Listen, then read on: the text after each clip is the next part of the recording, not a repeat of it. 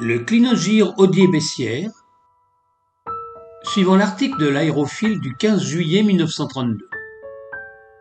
Pour remédier aux inconvénients des avions normaux à voilure fixe, différentes solutions ont été proposées et celle qui paraît actuellement donner les meilleurs résultats est l'autogire, avion à voilure tournante. On sait que l'avion est sujet à la perte de vitesse et que ses départs et atterrissages exigent encore des distances assez considérables. L'autogire, qui remédie en partie à ces défauts, a, par contre, une mauvaise défense à vitesse réduite. Ses atterrissages sont des accostages et, aujourd'hui encore, une finesse inférieure à l'avion correspondant.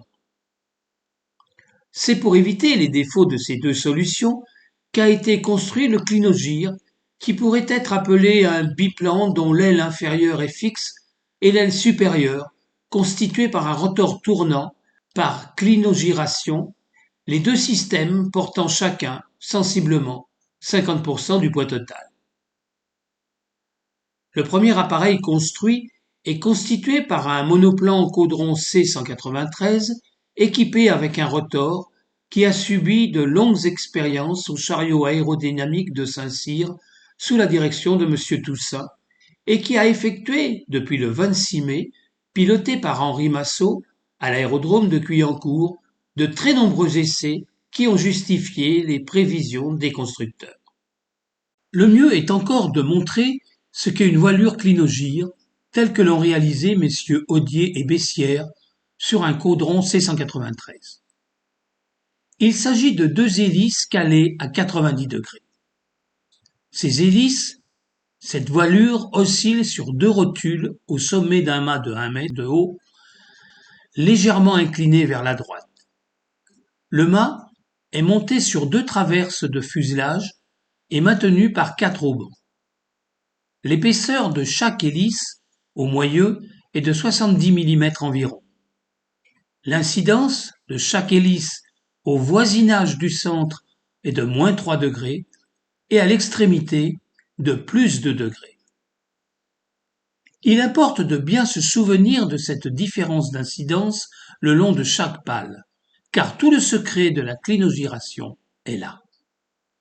Dans une voilure clinogire, les pales sont tordues de telle sorte que l'incidence négative près du moyeu devient positive aux extrémités.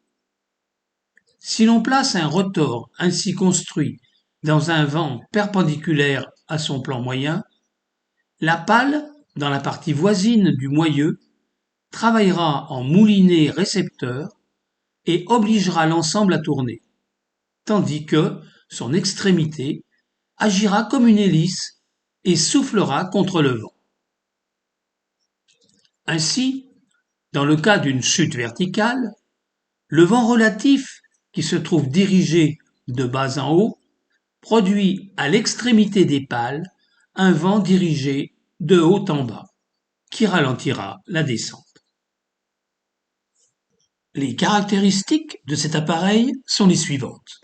Moteur Renault de 95 chevaux, envergure de 11,50 m, diamètre du rotor 6 m, surface de l'aile fixe 13,85 m², surface balayée par le rotor 28,2 m², poids de l'appareil en vol 800 kg, dont 40 kg pour le rotor, train amortisseur à longue course Messier.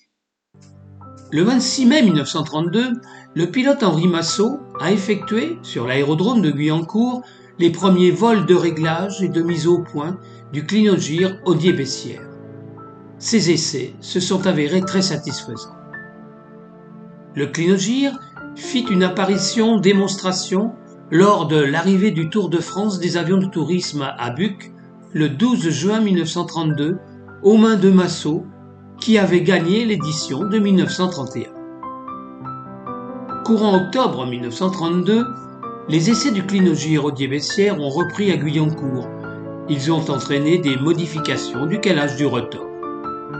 Du 18 novembre au 4 décembre 1932, lors du 13e salon de l'aéronautique qui se tenait au Grand Palais, le clinogire Odier-Bessières était présenté avec l'autogire Lioré Lepère La Cierva au stand maritime des forces aériennes parce qu'il semblait intéresser particulièrement les marins.